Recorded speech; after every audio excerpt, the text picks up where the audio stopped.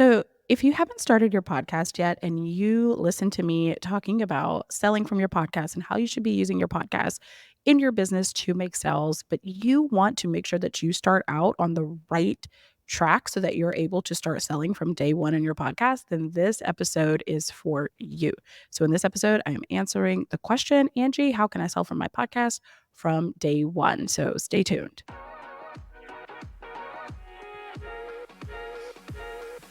What's up? I'm Angie, and you are listening to Podcast That Pays, the podcast for online business owners who want to grow their business and sell their offers using podcasting.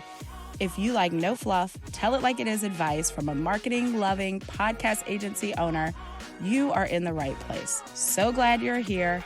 Let's dive in.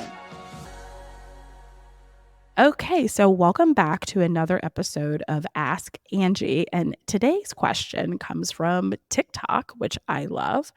And the question is, I'm starting my podcast, but I would like to get this right from the start. So I want to talk about how to set up your podcast in the right way from the very beginning so that you are able to make sales. So in order to do this, you have to do a couple things. Number one, positioning. You have got to think about, you have got to position your podcast in a way that attracts your right fit clients and people who will buy from you from the very beginning.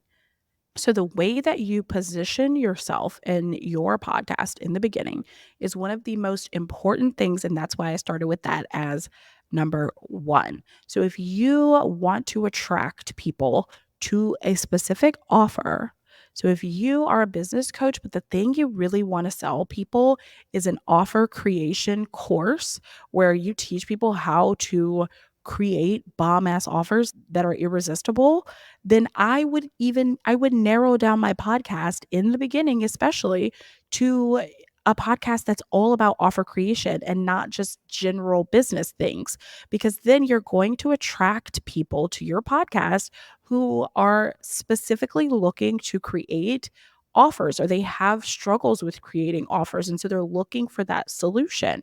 So if you position yourself in that way, people are going to be able to say yes to you easier because they're looking for that exact solution. So, in contrast to that, if you are someone who has this offer creation course and you really want to sell that, but you open your podcast up to talk about all the things that there are to talk about in business, fine, you will still get business owners. That's still someone who is in the realm of what you want, in what you do and who you serve. However, not every business owner who comes to listen to your podcast is going to have the problem that you are solving. So, not everyone is going to have an offer creation problem and be looking for a solution for offer creation. So, your conversions are going to be lower, and that's just the way that it works. So, that is also fine. But if you want higher conversions, you have to be way more specific in how you position yourself in your podcast. So, that's number one. Number two, after your positioning and after you decide how you want to show up, what corner that you want to take in the podcast world, you have to then create content that is going to move your people from just getting to know you to ready to buy from you. So, how do you do that? A lot of the work of what you're going to be doing on your podcast is changing people's minds about things. You're not going to be teaching your 4-step formula. You're not going to be breaking down really intricate things because you have to understand how the platform works. And the nature of the platform is that I'm going to be listening to you in my AirPods as I'm walking. I used to say all the time that when I'm listening to podcasts, I'm picking up dog shit because I would be taking my dog on a walk. And that's what I'm doing when I'm listening to your podcast. I'm not writing down your fucking 3-step formula for how you do ABC. It's not a workshop. It's not a masterclass. So it's not about gatekeeping your information. It's just understanding the platform. So what you do instead is you need to make people believe that your solution is right for them or what they can achieve through your product or service. So how do we do that? We do that through belief shifting content. We do that through busting myths. through changing people's minds about this certain topic. So, for instance, if I were to recreate this episode to make you believe that it is possible for you to make sales from day one, right? I would structure it in a completely different way. I would start off and I would dig into why you believe that that is impossible. What have you heard before that makes you think that this isn't possible? And so some of those things, some of those beliefs would come from bigger influencers telling you that, people who you've heard talking about it, or people who are hobbyist podcasters, or people who podcast as a business and not podcast for their business, if that makes sense, right? So I would pinpoint the reasons why you believe that. We would really dig into where did you get that belief from? And why is that a core belief of yours? Then I would tell you stories. I would say, hey, my client, Michelle, was a real client who I've actually have an episode on my podcast about, launched her podcast.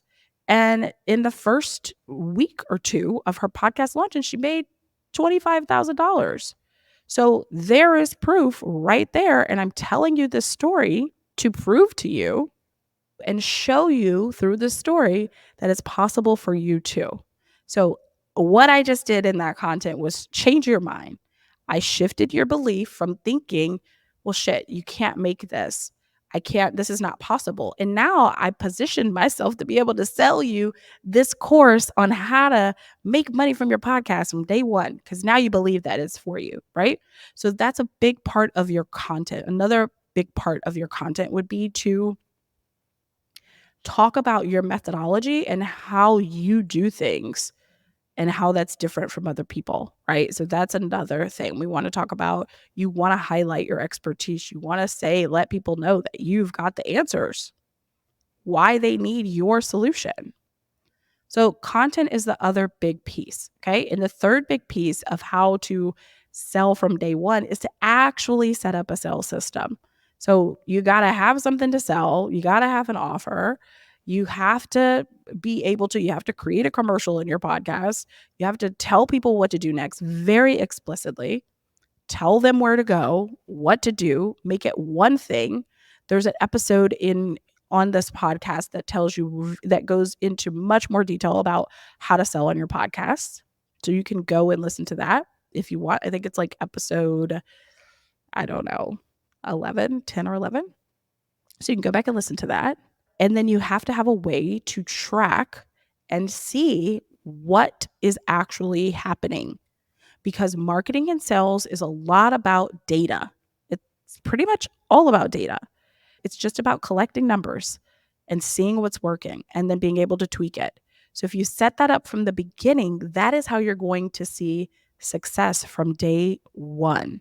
Position yourself right, create content that is relevant to your offer, that is shifting people's beliefs and changing their mind and highlighting you as the expert. And then you have to have a system in place. You have to actually have something for them to purchase from you, some sort of funnel. Send them, if you're sending them to an email, please God, do not send people to your email list if you do not email your list.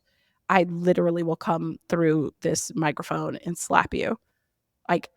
Nothing enrages me more than people who tell me they want to send people to their email list and then have no idea what's happening to their email list. No idea what kind of conversions they're having, no idea, no consistency there, no funnel, no nothing, no way to sell. If that's the case, literally just send them to your offer. So at least they're seeing your offer. Please. So I hope that that helps. You can absolutely sell from day one on your podcast. It is absolutely a thing. You should set your podcast up this way. If you are starting a podcast for your business, this is how you should be thinking about your podcast. Because remember, people quit their podcast because they don't see a return on their time and energy and effort and money. And a lot of that is because people go into it thinking, oh, this is the long game. It's going to take forever, blah, blah, blah. But if I told you that I had this diet that is going to, and in this diet, you follow it exactly, you're going to lose 10 pounds in the first week. You know what you're going to do? You're going to fucking keep going with the diet. You're going to be so encouraged because you lost that weight so quickly. You're going to believe in it. and it's going to give you the motivation to continue. On the flip side of that, if you follow this really strict ass diet and you only lose 0.001 pound in a week, you're going to be really fucking discouraged. And that's really the reality of actually losing weight. But just saying, that's why people don't stick to it and people want to do the fad diets. But you're going to be, the reason why people do those fad diets or Ozempic or whatever is because they start to see a result. So they start to pick up belief. They start to pick up motivation. So the quicker that you can see that in your podcast, the better. Because I'm telling you, this long game shit is some long, drawn out, hard road shit, hard pill to swallow for most people. So I hope that helps, and I will see you in the next episode. Hey, if you enjoyed the show, head over to podcast.pace.com to get started on your way to creating a podcast that pays. And don't forget to follow this show and take a screenshot that you were listening and tag me on Instagram at Angie M. Jordan. I'd love to meet you and show you some love over there. Thank you so much for being here. I love you. Let's get this money.